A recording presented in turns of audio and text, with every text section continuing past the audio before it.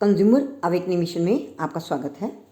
आज हम आपके लिए एक केस लाए हैं, मेडिकल नेग्लिजेंस का केस है, जिसका नाम है Baby Wani Bhattacharya and others versus Suranjit Dutta MS and others. ये case national consumer dispute redressal commission ने डिसाइड किया 1 जून 2021 में, और इसमें इशू इन्वॉल्व था कि बेबी का सर नॉर्मल साइज से एनलार्ज था और through out 9 months mother antenatal care में ANC जिसे कहते हैं, इन डॉक्टर्स के ही अंडर वो दिखाती रही थी। डिलीवरी 24/10/2013 को हुई और हेल्दी फीमेल चाइल्ड बॉर्न हुआ। ये क्लियर फैक्ट्स हैं। किंतु डिलीवरी के बाद बेबी को बाद में कई तकलीफ़ों से गुजरना पड़ा, जैसे शंट सर्जरी हुई उसकी 19/11/2013 को बालाजी एक्शन मेडिकल इंस्टीट्यूट में, और सिर से लेकर पेट तक लंबा स्टंट डाला गया। उसके बाद 14/12/13 को फिर कोई इन्फेक्शन डेवलप हुआ, उसके लिए भी ट्रीटमेंट किया गया, और तीसरी बार 11/1/2014 को फिर हॉस्पिटल में एडमिट करना पड़ा, उसको मेनिंजाइटिस हो गया। तो ये सारी तकलीफ़ें जब हुई तो बच्चा 5 साल का हुआ, और 5 साल के बाद तो पेरेंट्स ने बेबी के बिहाफ पर कंज्यूमर कंप्लेंट लगाई। नेशनल कमीशन ने इसका फैसला 1 जून 2021 में किया। ये फैक्ट्स जो उस कंप्लेंट में लिखे गए थे वो थे 22/2/2013 को पहली बार कंसल्टेशन के लिए गई, और कंसल्टेशन के समय पर स्पेसिफिकली मदर ने डॉक्टर को ये बताया कि मेरी पहली डॉक्टर को ऑटिज्म है और इस बार डिलीवरी में प्रिकॉशंस लेने की आवश्यकता है।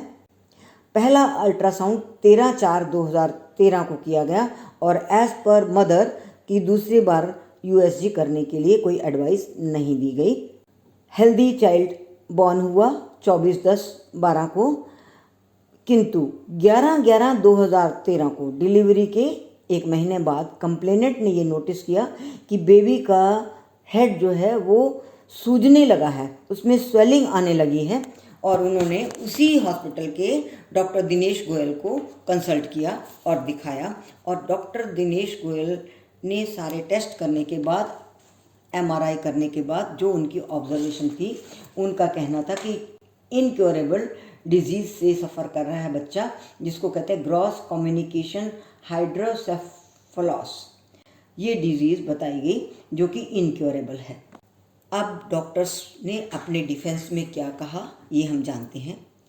डॉक्टर्स ने ये बताया कि डॉक्टर दत्ता 27 साल का एक्सपीरियंस है उनको, और लगभग 9,000 से ऊपर डिलीवरीज वो कर चुके हैं, और आज तक कभी ऐसी कोई प्रॉब्लम नहीं हुई। अब फैक्ट्स को देखते हैं, तो फैक्ट्स में भी थोड़ा सा ट्विस्ट था, जैसा कि डॉक्टर्स ने बताया।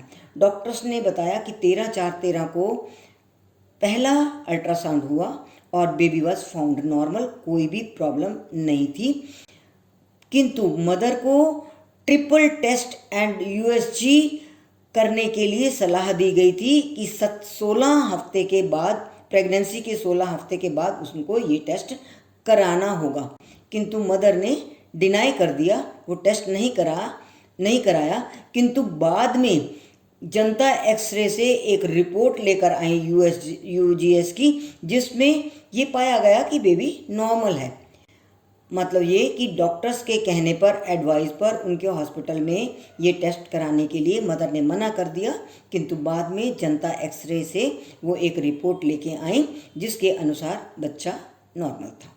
इसके बाद मदर को एनोमली टेस्ट के लिए कहा गया कि वो 3 हफ्ते बाद आएँ, यानी कि प्रेगनेंसी के 17वें और 20वें हफ्ते के बीच में उनको एनोमली टेस्ट कराना चाहिए, किंतु मदर आई 5.5 हफ्ते के बाद, यानी कि 21वें हफ्ते में 21 हफ्ते और 3 दिन के बाद, जो कि ऑलरेडी ऐसा टाइम हो चुका था कि लीगली इवन होता भी कोई प्रॉब्लम तो प्रेगनेंसी टर्मिनेट नहीं हो सकती। ये लगभग 18 दिन बाद मदर आई। ये पहला एलिगेशन था डॉक्टर्स का कि हमने जब उनको एनोमली टेस्ट के लिए कहा था तो वो ठीक टाइम पर एनोमली टेस्ट के लिए आई भी नहीं, किंतु उनके अनुसार तभी भी कोई प्रॉब्लम नहीं थी। अगर कुछ प्रॉब्लम दिखाई देती उस समय टेस्ट करने पर तो हो सकता है वो बर्थ से पहले या बर्थ के तुरंत बाद ठीक किया जा सकता था, तो उसके लिए दायित्व तो हमारा नहीं है। और दूसरी बात उन्होंने ये भी कहा कि अगर सिर बड़ा होता या कोई इस तरह की बात होती तो वेजिनल डिलीवरी तो होती ही नहीं, वो संभव ही नहीं थी। उसके लिए सिजेरियन होता या कोई और कॉम्प्लिकेशन होती, जो कि नहीं हुई। ये नॉर्मल डिलीवरी थी and child was born very healthy and normal. और फिर मदर ने या पेरेंट्स ने ये कंप्लेंट तो लगाई, किंतु कोई भी ऐसा एबनॉर्मलिटी का या किसी तरह का कोई सर्टिफिकेट गवर्नमेंट हॉस्पिटल से ऑब्टेन किया हुआ दिखाया भी नहीं। केवल और केवल अपना वर्षन उन्होंने कोर्ट में दाखिल किया। ये सारे तथ्यों को देखते हुए और सारे चेकअप को देखते हुए नेशनल कमीशन की ऑब्जर्वेशन थी कि डॉक्टर्स ने किसी भी स्टेज पर कोई कोताही नहीं की, कोई लापरवाही नहीं की। नॉर्मली सब कुछ जो कुछ ट्रीटमेंट में होना चाहिए था और जो एडवाइस दी जाती रही वो दी जाती रही। और मदर ने यदि किसी पर्टिकुलर टाइम पर पर्टिकुलर एडवाइस अगर फॉलो नहीं की है तो उसका दायित्व भी मदर का ही होगा। As per doctors there was a normal delivery, बिल्कुल नॉर्मल डिलीवरी थी, हेल्दी चाइल्ड था। और अगर कोई कॉम्प्लिकेशन ऐसी होती, सिर बड़ा होता, तो उसको नॉर्मल डिलीवरी होती ही नहीं, वो उनको कुछ और करना पड़ता। तो फ्रेंड्स, बहुत सारे ऐसे प्रश्न हमको मिलते हैं जिसमें ये कहा जाता है कि डॉक्टर्स की लापरवाही हुई, डिलीवरी में कॉम्प्लिकेशन हो गई, हमारी वाइफ बाद में बीमार हो गई या बच्चा बाद में बीमार हो गया। तो इन सब चीज़ों के लिए बड़ा माइन्यूट ऑब्जर्वेशन की आवश्यकता होती है। हर स्टेज पर स्टेप बाय स्टेप चीज़ों को देखना होता है कि कितने डिलीवरी में आपकी प्रेगनेंसी 9 महीने की रहती है, पर 9 महीने के पीरियड में आपको हर दिन बड़ा केयरफुली चलना पड़ता है, क्योंकि 9 महीने में एक बच्चा, तंदुरुस्त बच्चा डेवलप होता है। और 2 या 3 दिन का डिले या 4 या 5 दिन का डिले भी कभी कभी बहुत ही घातक हो जाता है। इसलिए डेफिशिएंसी इन सर्विसेज या negligence on the part of doctor establish करने के लिए आपको वो सारी रिपोर्ट्स और स्टेप बाय स्टेप सारी ऑब्जर्वेशन कोर्ट को देखनी होती है, तब जाकर कहीं नेग्लिजेंस का केस प्रूव होता है। तो thank you very much friends.